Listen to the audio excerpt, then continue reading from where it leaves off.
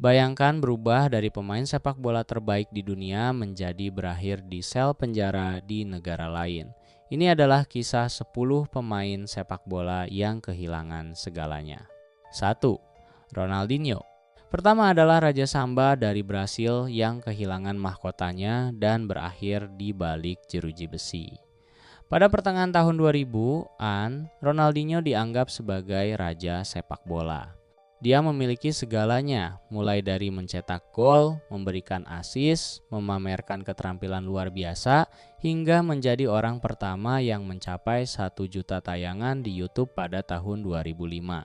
Karya Ronaldinho mencapai puncaknya ketika dia memenangkan Ballon d'Or dan secara resmi diakui sebagai pemain terbaik secara global. Namun keadaan berubah menjadi lebih buruk. Ronaldinho suka minum dan berpesta secara berlebihan. Terlepas dari bakatnya, Dewan Direksi Barcelona sudah muak dan tidak memperpanjang kontraknya. Dia kemudian bergabung dengan AC Milan dengan status bebas transfer, berharap dapat menghidupkan kembali karirnya. Sayangnya, kecanduan Ronaldinho memburuk setelah pensiun pada tahun 2012. Dia menyadari bahwa dia telah menghabiskan hampir seluruh kekayaannya untuk alkohol dan pesta, menumpuk utang lebih dari 1,5 juta dolar. Ketika pengadilan mengetahui hal ini, mereka menyita paspor internasionalnya dan menyita rumahnya. Putus asa untuk melarikan diri, Ronaldinho mencoba memasuki Paraguay dengan paspor palsu, tetapi tertangkap. Dia menjalani masa hukuman di tahanan remaja dan keluar sebagai pria yang berubah. Kisah Ronaldinho adalah kisah peringatan tentang bagaimana dia kehilangan kendali menjelang akhir kariernya. 2. Ronaldo Nazario. Dia bukan satu-satunya pesepak bola Brasil yang memiliki segalanya dan kemudian terpuruk. Pria berikutnya ini tidak bisa berhenti. Ronaldo Nazario Arsmila sangat luar biasa ketika dia berada dalam performa terbaiknya. Untuk menunjukkan betapa hebatnya dia memenangkan Ballon d'Or bahkan sebelum dia berusia 20 tahun. R9 adalah salah satu pemain sepak bola yang paling ditakuti di dunia, bermain untuk klub-klub seperti Barcelona dan Inter Milan. Namun, di Madridlah segalanya mulai memburuk bagi Ronaldo Nazario. Dia mulai menghasilkan begitu banyak uang sehingga dia lebih fokus pada pesta dan menjalani gaya hidup mewah daripada bermain sepak bola. Madrid tidak ingin membayarnya hanya untuk berpesta alih-alih mencetak gol, jadi mereka membiarkannya pergi secara gratis. Namun perubahan ini hanya memperburuk keadaan. Gaya hidup Nazario menjadi sangat tidak sehat sehingga dia hanya menghabiskan beberapa bulan bersama klub tersebut. Tak lama kemudian, tubuhnya tidak bisa menahannya lagi, bahkan ketika dia kembali ke Brasil. Pada hari pertandingan terakhirnya untuk tim nasional, Nazario berubah dari pemain kelas dunia yang bugar menjadi terlihat sama sekali tidak bugar. Seandainya dia tetap menjaga kondisi tubuhnya, dia tidak akan punya alasan apapun. 3. Josip Ilicic. Namun bagi Josip Ilicic, kejatuhannya adalah sesuatu yang bersifat pribadi. Pada musim 2019,20, Josep tampil luar biasa, mencetak 4 gol dalam pertandingan sistem gugur Liga Champions dan membantu Atalanta naik di klasemen Italia. Tampaknya untuk waktu yang lama ini akan menjadi musim puncaknya, sampai Ilicic berhadapan dengan satu orang yang sama sekali tidak bisa dia kalahkan. Musim itu dirinya sendiri. Anda tahu Ilicic sedang berjuang melawan banyak hal. Pertama, dia menderita limfadenitis, suatu kondisi di mana kelenjar getah bening di lehernya membengkak. Dan yang lebih buruk, ada rumor tentang istri Ilicic yang berselingkuh yang membuatnya mengalami gangguan mental. Semua ini digabungkan membuat Ilicic mencapai kesepakatan bersama dengan Atalanta untuk mengakhiri kontraknya dan selama lebih dari setahun dia menepi dari lapangan hijau. Ilicic memutuskan untuk kembali ke kampung halamannya di Maribor di Slovenia dan sementara dia terus bermain sepak bola, sekarang aman untuk mengatakan bahwa setelah seluruh kejadian itu, karier Ilicic tidak akan pernah sama lagi. Sisi baiknya, Ilicic mungkin telah menghemat cukup uang untuk bertahan hidup selama periode tersebut saat dia jauh dari sepak bola. 4. Lee Henry. Sayangnya, kita tidak bisa mengatakan hal yang sama untuk Lee Henry. Selama karier bermainnya, Henry bermain untuk beberapa klub bagus di Liga Premier dan mencetak gol-gol hebat seperti yang satu ini. Namun, di luar lapangan, satu-satunya hal yang meresahkan dalam kehidupan Henry adalah keuangannya. Henry melewati masa sulit dengan istrinya, Emma, yang berakhir dengan perceraian. Situasi ini membuatnya bangkrut. Hal ini sangat membebani Henry, sehingga dia bahkan mencoba untuk mengakhiri hidupnya sendiri, karena dia tidak sanggup menanggung pikiran kehilangan segalanya. Perceraian benar-benar dapat berdampak buruk pada beberapa pemain berpengalaman dalam permainan ini, seperti Lee Henry. 5. David James. Selanjutnya, David James di masa lalu adalah penjaga gawang yang dihormati. Dia dikenal karena keterampilannya dan gaya rambutnya yang liar. James bermain untuk klub-klub besar seperti Liverpool, Manchester City, dan Portsmouth. Namun, pada tahun 2014, penjaga gawang utama Inggris di Piala Dunia 2006 ini menghadapi masalah keuangan. Dia dinyatakan bangkrut setelah perceraian yang rumit dengan mantan istrinya, yang menyebabkannya kehilangan 3 juta dolar. Keadaan begitu sulit bagi James, sehingga dia harus melelang beberapa jersinya dan barang-barang lain dari pertandingannya hanya untuk memenuhi kebutuhan hidup. 6. Diego Maradona.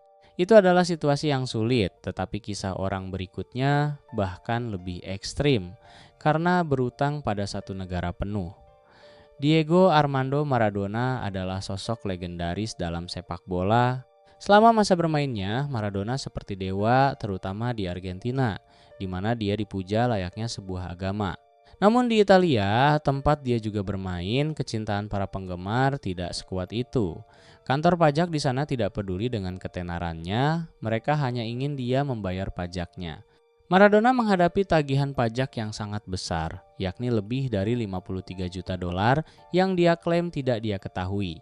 Dia menyalahkan pejabat pemerintah karena tidak memberitahunya lebih awal. Untuk melunasi utangnya, Maradona harus menyerahkan beberapa barang berharga.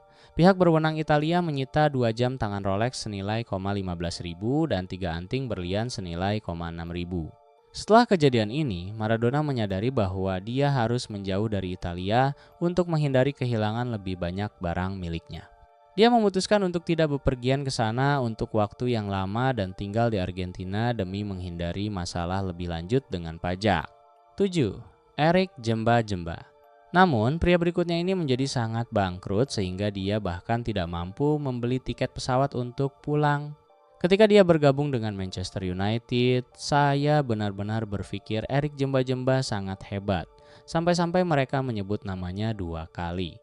Pada saat itu, Jemba diharapkan bisa menggantikan sang legenda Roy Keane setelah Keane meninggalkan United. Namun, semuanya tidak berjalan sesuai rencana.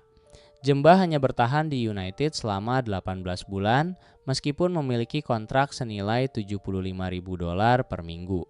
Ini seharusnya cukup baginya untuk memulai sesuatu dan menabung uang. Masalahnya adalah dia tidak melihatnya seperti itu, setidaknya itulah yang dipikirkan agennya.